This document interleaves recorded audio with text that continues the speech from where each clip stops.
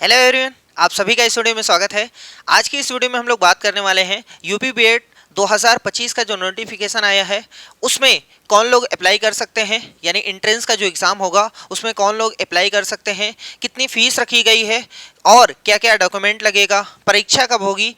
अगर आप इस वीडियो को कंप्लीट देखते हैं तो इन सब के बारे में इन्फॉर्मेशन मिलेगी ही, और साथ में अगर आप खुद से करना चाहते हैं अप्लाई अपनी मोबाइल से या लैपटॉप से या चाहे जिससे आप करना चाहते हैं तो इस वीडियो को कंप्लीट देखिएगा। इसमें पूरा प्रोसेस बता देंगे कि आप कैसे कर सकते हैं खुद से ऑनलाइन। आपको कहीं भी जाने की ज़रूरत नहीं है। जहाँ कहीं भी जाते होंगे आप लोग तो 70 to 100 रुपीज़ लेते हैं वो लोग। आपको कहीं भी जाने की ज़रूरत नहीं है, सिंपल सिंपल स्टेप है, आप खुद से भी कर सकते हैं। तो चलिए वीडियो को शुरुआत करते हैं। हम लोग देखने वाले हैं कि योग्यता क्या है, मतलब कौन लोग अप्लाई कर सकते हैं, डॉक्यूमेंट्स क्या क्या आपको चाहिए, साथ में फीस और परीक्षा डेट कब है। ठीक है, तो चलिए हर एक चीज़ों के बारे में अच्छी तरीके से इंफॉर्मेशन लेते हैं। देखो, ये है नोटिफिकेशन।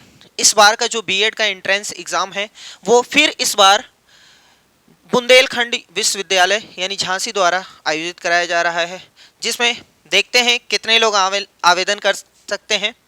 देखो, ये इनकी अनुक्रमणिका है जिसमें इन्होंने पूरे विषय ये हम अपने टेलीग्राम चैनल पे डाल देंगे, वहाँ से डाउनलोड करके आप पूरा हर एक स्टेप पढ़ सकते हैं जो आपको इम्पोर्टेंट लगता है। वैसे जो हमें इम्पोर्टेंट लग रहा है हम पूरी चीज़ें आपको बताने की कोशिश करते हैं।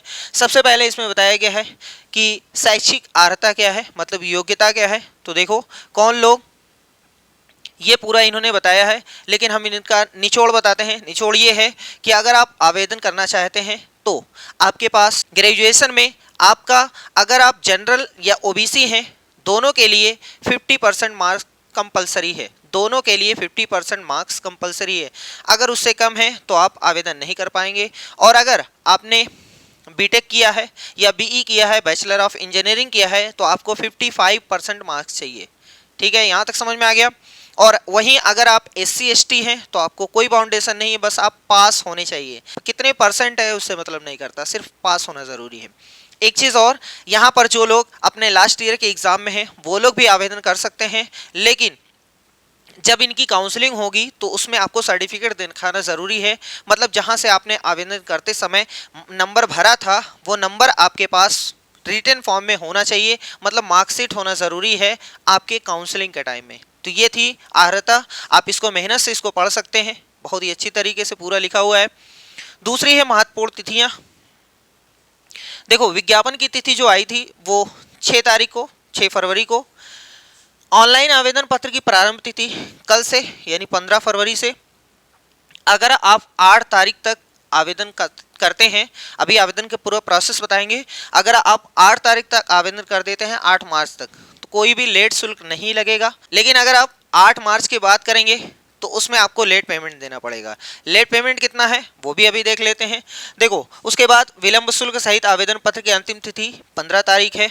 और ये जो है 14 अप्रैल को आप डाउनलोड कर सकते हैं एडमिट कार्ड। प्रवेश पत्र डाउनलोड किए जाने की तिथि जो है वो 14/4/2025 है। प्रवेश परीक्षा की संभावित तिथि लिखा हुआ है, मतलब संभावना है, ऐसा हो सकता है और नहीं भी हो सकता है, आगे पीछे हो सकता है। ठीक है, 20 तारीख इसमें संभावित तिथि लिखी है, मतलब आपको जो तैयारी करनी है वो 20 अप्रैल के हिसाब से ही करनी है। ये मान के चलो 20 तारीख को पेपर है।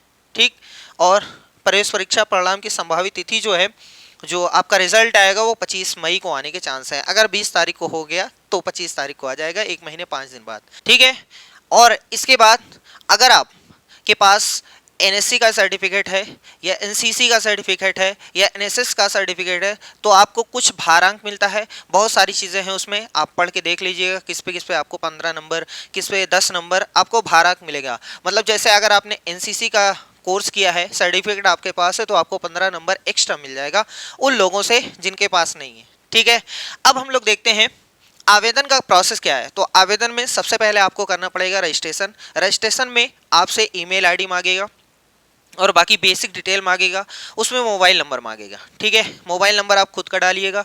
रजिस्ट्रेशन जब आप करेंगे तो रजिस्ट्रेशन नंबर 15 अंकों का आ जाएगा, दोनों जगह पे भेजा जाएगा, आपकी ईमेल आईडी पे और मोबाइल नंबर पर। ठीक है, अब ये रजिस्ट्रेशन कंप्लीट होने के बाद इसमें कोई भी चीज़ अपलोड नहीं करनी है।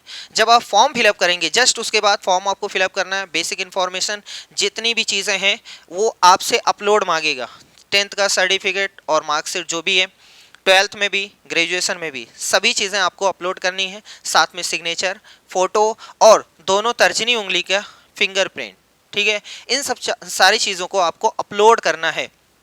अपलोड करने का सिंपल सा प्रोसेस ये है कि जैसे अगर वो मांग रहा है कि 15 KB से कम या 20 KB से कम, एक तरीका ये है कि आप फोटो रख लो, ऐसे फोटो थोड़ा सा ऊपर से खींच लो, उसके बाद उसको क्रॉप करके देखो 15 KB बन जाता है।